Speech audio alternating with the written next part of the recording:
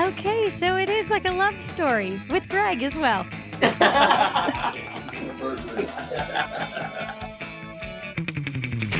the summer of fun on WTOV. It's the summer of fun, just watch and see.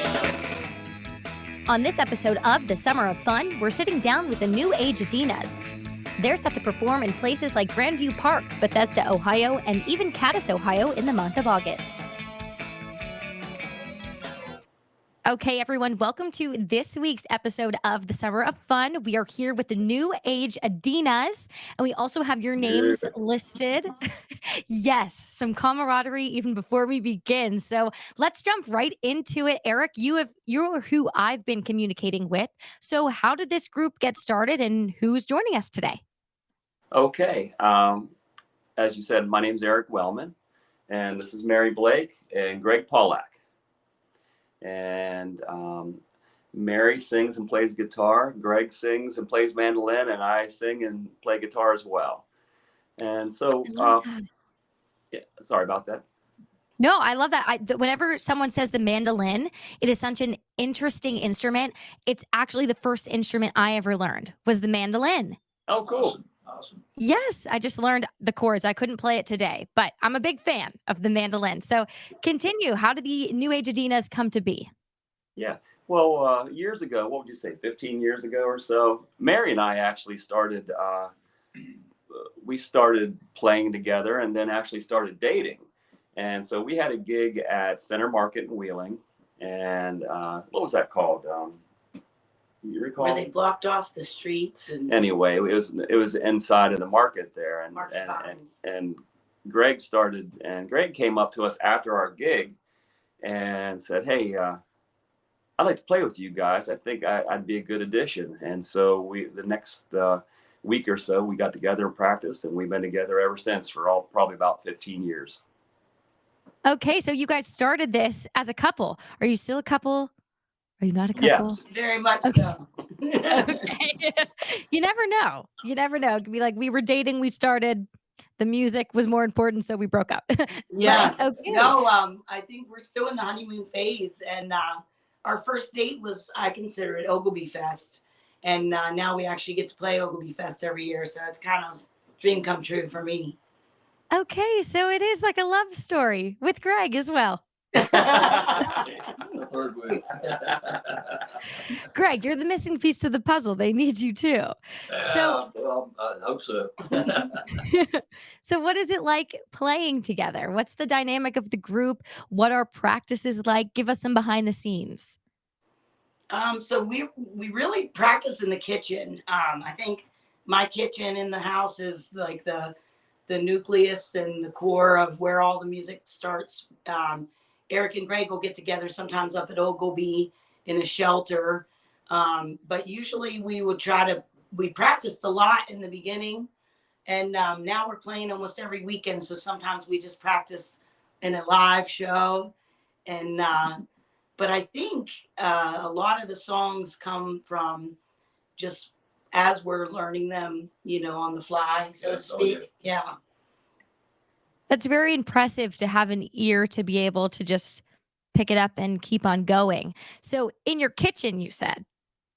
Most of the time, yeah. And a lot of sometimes people will come to the rehearsals and I'll have, a charcuterie board out and some wine or something, and they'll sit in all the stools and they'll just listen to us for hours and hours.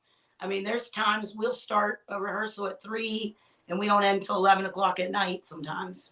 So, yeah. Do you get food in between since you're in the kitchen? Oh, there's always food involved. Yes. Food and drink is always a part of it. I love that because you typically hear people, recording or practicing in their basements and their garages, but I can't say I've ever heard of someone playing a mandolin next to a stove. So that's very interesting. Yeah, So, Greg, what are some of your favorite parts about being a part of the group, whether it be performances or practices? I've always been a fan of practices because it's nice to take a song and just take it apart and spend an hour or two on a song and just try to work it that way. But it's with everybody's schedule, that's tough to do. So we do it on the fly, and that's challenging, but it's also rewarding. It's a lot of fun. and you got good people. So when you get good people together, the music just naturally comes. Absolutely. For hours, it seems 3 to 11 p.m. Yeah, The we're music just not one much for taking breaks. Even if we do a show, it's usually 3 hours and we go straight through. So what are So some of these songs that you guys pull out in a 3-hour span or sometimes a 5-hour span? I love the band Dawn of the Buffalo. I've been following them for about 25 years now, so I try to incorporate a lot of Taryn Evans and Jeb Puryear's lyrics. We all have originals. We all have other bands that we used to be in, so I think we have an eclectic mix of songs from our past. Eric used to, do a Dead cover band in South Carolina called Iko's Rabbit. And he was also the leader of Rust Belt Orphans when I met him. And I used to sing for the Fossils. We were kind of like an oldies band. So I'm big on harmonies. I like Fleetwood Mac, Crosby, Stills, Nash and Young. I mean, we do anything from Janis Joplin to Johnny Cash.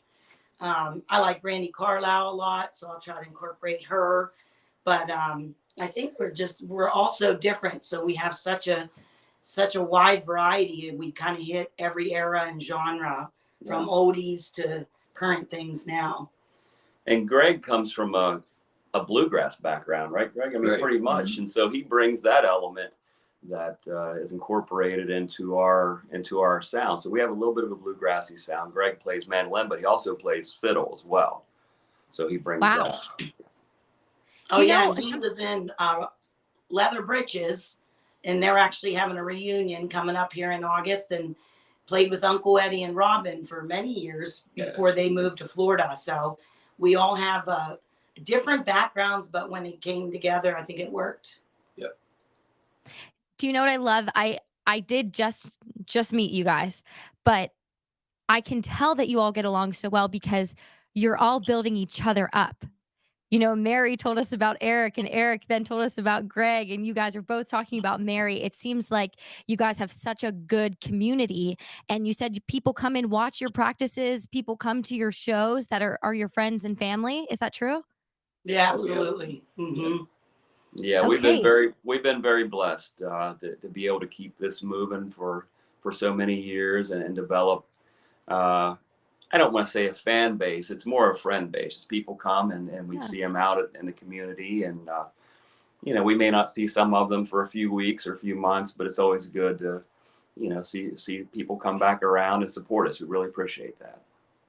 So where can people come and see you guys perform next? This is mostly going to people in the Ohio Valley, but you never know. I know that you have a performance coming up, right? But you said that was a private event, and then where's the next public event that someone could see you? Next public event will be Saturday, August 10th at Grand Vue Park. They got a real nice venue there, and we played there a good bit, and great place, good people. And then the following Friday, August 16th, in the concert series in the square in Cadiz, Ohio. And both of those Okay. gigs are from 6 to 9. And then Saturday the 17th, we're in Epworth Park in Bethesda, and that's a 7 to 9. And then Saturday, August 30th, one of our very favorite places to play is the Black Sheep Vineyard out in Adena, Ohio. And we start at Okay. 7:30, and who knows when we quit. When they throw us out. New Age Adenas playing in Adena. I like it. Yeah. So that's great. So that's all across the Ohio Valley. You talked about in West Virginia. You also talked about in Cadiz, Ohio, Bethesda. So people will have a chance to see you. And if they like you that first week, you're not going to be very far in the coming Right. weekends. Right. Yeah. Okay. So, Eric, let's talk a little bit about you. So, was music always a part of your life, or how did you really get involved? Because Mary said you had been in other bands before. Yeah. Well, in high school, I had a good friend, Mark Palmer, who I'm still good friends with. He's the band director for Morgantown South High School now, and he also does solo stuff around Morgantown. He was playing an amazing guitar back when we were 16, 17 years old, and I wanted to do that too. So I picked up a guitar when I was about 18 years old, and he showed me some things, and just it's a hobby that became a habit that I just every day I crave it. And like Mary says, I mean, if we're not playing out somewhere, we're usually in the kitchen playing, practicing, learning new stuff, and brushing up on stuff. So it's just something that I've carried for over 30 years or so, and it keeps rolling along. Luckily, I feel blessed. And Mary, what is your story? Well, I come from a very musical family. Okay. I'm the middle of 5 kids, and I think I'm the least talented of all. They all, Mary, give yourself some credit. well, you come over at Christmas and listen to everybody sing around the piano, and we'll talk Okay. after. But everybody sings and plays instruments. My parents went to Capital University and were in the choral society together and traveled all over 48 states. And luckily, I was raised on musicals. I mean, we were allowed to. Everybody had a record player.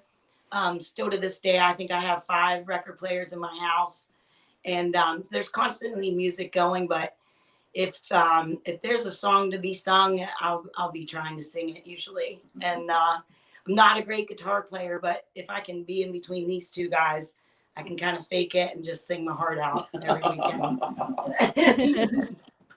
Mary, I'm the same. I was raised on musicals. So It's a great childhood. I mean, we actually would go to the library, and when you could get a VHS, you could rent, tapes for 2 weeks, and all we were allowed to really watch growing up were musicals. So we knew every lyric of every song and every, no matter what it was. So yeah. Looking back, I thank my parents for that upbringing, because it just instilled in all of us the joy of music. And I just think it's medicine for the soul, and I still believe that to this day. I totally agree. I loved all of the musicals that I watched and listened to, except for Chitty Chitty Bang Bang. Whenever the Child Catcher came out, then I was like afraid of the Child Catcher for a long time. That was one that was not really cool. I agree. No. So Greg, what is your story? What brings you here today? Started back in late 70s. I was living in Great Falls, Virginia. And a guy on the job, I was a carpenter, and a fellow on the job played a banjo, and I played guitar at the time. So we decided to get together, and we would perform. We were street performers, they were called back then. Now I think it's busking. They changed the word on us. But we started out in Georgetown section of Washington, D.C.